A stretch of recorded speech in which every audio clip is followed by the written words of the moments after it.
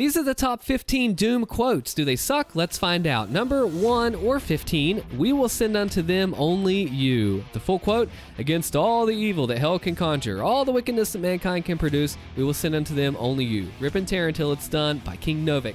I'll tell you what, this has got to be higher on the list. This is what everybody knows. The only reason this is so low on the list is because somebody was tired of hearing it in Ultra Nightmare. This is like the whole meaning, the whole power of the game, like, go get them. This is the Doomslayer. This is way higher than number 15 on the list. So I think we're going to have to keep going to see what is actually going on and why they said this. Joe Strangers to unique openings. Correct.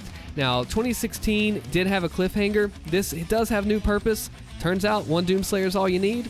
This needs to be higher on the list. The Slayers enter the building. Warning, the Slayer has entered the facility, the Phobos intercom. So this is cool because it's the Doomslayer and he's entering the area and everybody's like, oh crap, it's really him. That's the guy I've heard about.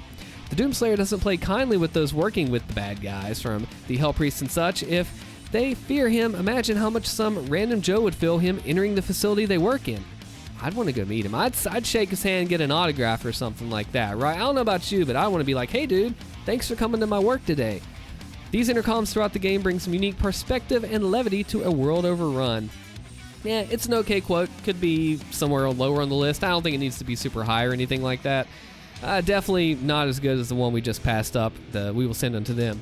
All right, that's cool. What do we got next for number 13? The Slayer has control of the BFG. Danger. All personnel evacuate to Mars surface. The Slayer has control of the BFG. Repeat, the Slayer has the BFG. Okay, that one's kind of cool because it's showing like the people are really freaked out about it, and it really shows the power behind the Slayer. And they're all over there being all official like everyone must retreat. Well, you know what? I think it's a good quote. So it leans into the world of comedy when the Slayer acquires the BFG 10,000. It's a big brother to the 9K, and look, check this out. Thankfully, the Slayer only needs it to access an ancient city on Mars and disables it shortly after he uses it. That's a bummer. I think it should have stayed. I would like to carry that, even though the 9K weighs 300 pounds, which is insane, according to Doom 2016. That's a decent quote. I think it's fine where it is. It's nothing that needs to be high on the list, but they're going to get better, I hope. Let's see number 12. The demons, they're everywhere. Oh man, okay. Guts, huge guts. Kill them, must kill them all. Rip and tear. The demons, everywhere, blah, blah, blah. Okay, that's Doomslayer, Doom guy with a little bit of an older voice there. Flashbacks into the creation of the Slayer show us that the Slayer we know now is the one we've always known. That's true. He is the same one. The particular flashback shows him in a frenzy when he's first sent to Argent Denur. This, I think, is an important quote. It's not like, it is powerful, but the fact that I feel like it's the first real time that we really hear the Slayer talking a lot. And it was pretty controversial to hear because people are like, it's the silent protagonist, he's not supposed to talk. And then we end up seeing like, oh hey, I'm here, I'm talking. And then we really learn what the Slayer's about by this. We start to see in his past. This definitely has to be on the list. It deserves to be up there. But where? I don't know. Maybe not too high, but I like it. Number 11. No. Yeah, that's got to be here. It's got to be higher on the list. It's got to be. Tell me, have you nothing to say to your creator before you strike him down? No. See, it is right. The article is right. Doom Eternal, Ancient Gods have built to this. The first and last word we would hear outside of brief flashbacks. That is true. This is the only time he speaks in the current age, in the first stage battle, whatever.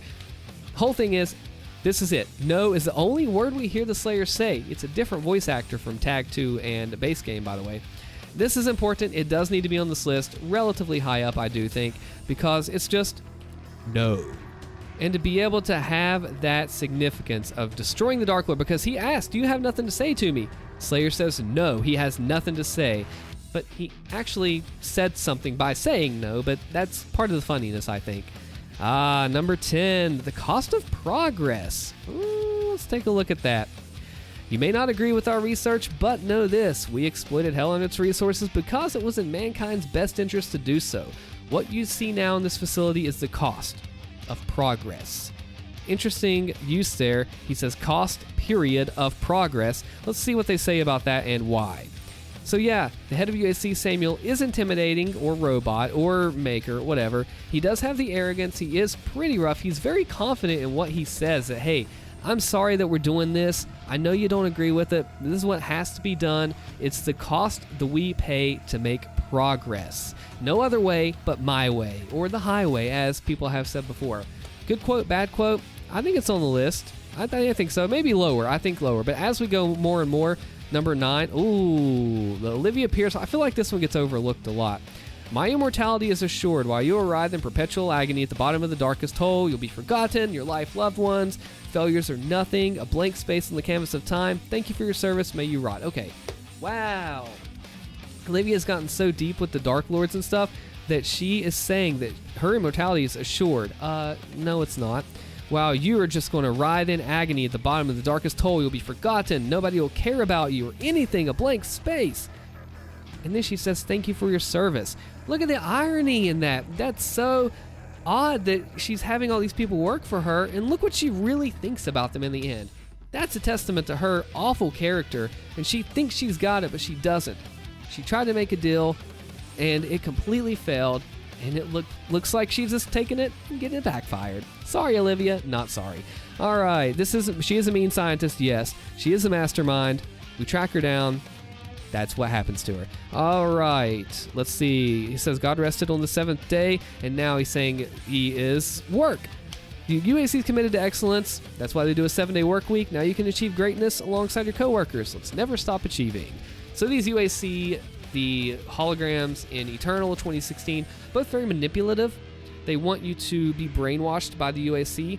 So they're implementing a 7th work day in the week. Now, they say God rested on the 7th day, and now they are saying, look how much better we are that we don't. They're essentially calling themselves greater than God. That's a complex. And that really shows inside the UAC and how corrupt and twisted they are. You know what? I think this quote needs to be high on the list because it's not one of the famous ones that everybody knows and catches. It's a hologram in passing, at least, early game, or it says Lazarus here. But it's a statement of the UAC and really says what they are and who they're about. So yeah, there's a lot in this little nugget of information here, and it's not good for the UAC. Cheerful sentiment, horrible work schedule. Yeah. All right, rip and tear. How is this number 7, man? Their rage, brutal without mercy, but you'll be worse. Rip and tear until it is done. Game narration. It's actually King Novik that says that, voiced by Piotr, and that is an epic quote that needs to be higher on the list.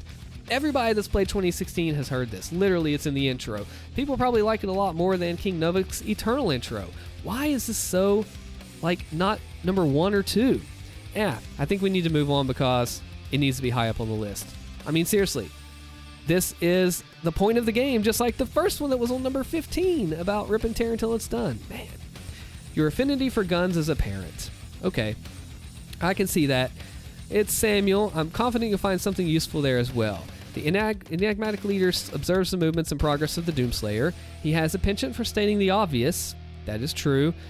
There are guns, there are many. They're the tools of the trade, and the Slayer knows them well.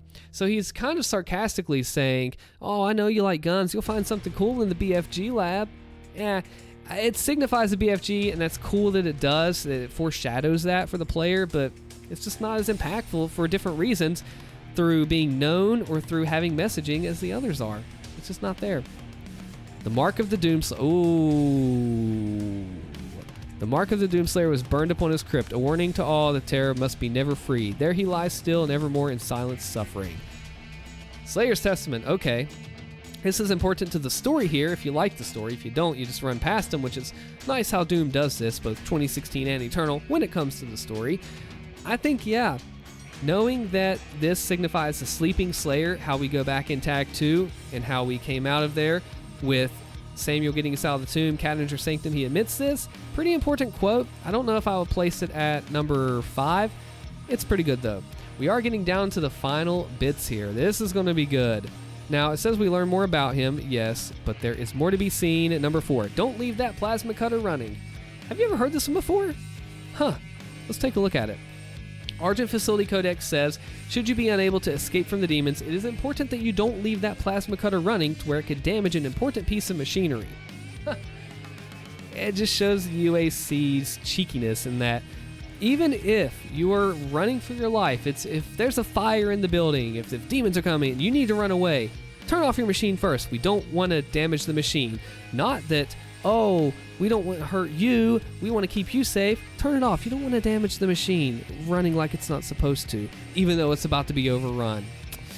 That, combined with the 7-day work week, really shows how corrupt the UAC is. These are little nuggets that we miss, but if you really dig and just dive into them, you find out what they really, truly are about. Oh, top 3 coming up right now. Now you know why we do this. Oh. Fantasize about how it will feel to sense the caress of the Bukavak, whatever, as it rises from the blood pools of Angrax and strangles the life out of you. Now you can return to work, Advocate, for now you know why we do this. Necropolis Codex. UAC brainwashing, they really love those quotes because they really want to see how you are just feeling comforted by this creature, and then it strangles you. Now you can go back to work and dead because you know why we do this. That is brainwashing through and through, and again shows how corrupt the UAC is. Number 3 though, that's a little high. I really think it is. Oh, number 2, opening the gate is everything. Okay, let's read it. The enemy will come and we must be ready. While we are decoding the latest artifacts and relics, there will be no rest, no leave, and no sleep. We must succeed. Our lives mean nothing. Opening the gate is everything. Man, she is so dead set on opening this portal and going right on, bringing everything through. The enemy, Slayer, is coming, decoding the last artifacts and relics. Crucible, Helix Stone, maybe connection there. No sleep, no rest. You're not going to perform very well. Their lives mean nothing. Man, this lady just gets so messed up throughout this whole entire game. Now we have to see, what is the best quote of all time? After we see her driving force. What is it? What is it? May we never need you again. So you walk eternally through the Shadow Realm, standing against evil while all others falter. May your thirst for retribution never quench, may the blood on your sword never dry, and may we never need you again. That's Korak 717 entry. It also plays at the very beginning of 2016, in the UAC loading screen, at the very end of Eternal, tag 2. Okay, it's kind of significant. States that we're done with the Slayer, he goes and takes a nap, sleep. Yeah, I can see where that would be a pretty important quote. Maybe not number 1, but definitely up there. Be sure to check out the next list video here. Let me know what you think in the comments. I'm Allstin. Thanks for watching.